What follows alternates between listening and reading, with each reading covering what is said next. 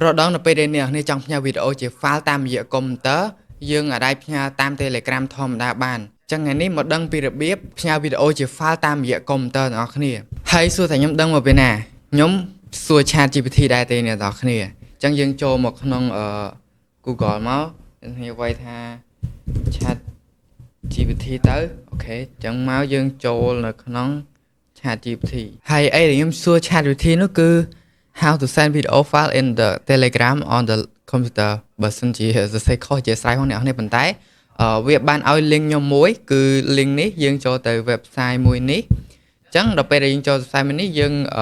បានន័យថាយើង log in Telegram របស់យើងចូលមួយ website មួយហ្នឹងហើយនេះគឺជា Telegram របស់ខ្ញុំហើយឧទាហរណ៍ថាអ្នកនរគ្នាចង់ផ្ញើវីដេអូជា file នៅក្នុងនេះខ្ញុំឧទាហរណ៍នេះមួយដល់ពេលដែលអ្នកនេះបើកមកកន្លែងនេះគឺវាសួរយើងថាphoto of video and ខាងក្រោមនេះគឺ file អញ្ចឹងនៅពេលដែលអ្នកនេះចុច file នេះគឺបានន័យថាអ្នកទាំងគ្នាអាចផ្ញើវីដេអូជា file តាមរយៈអាហ្នឹងបានហើយ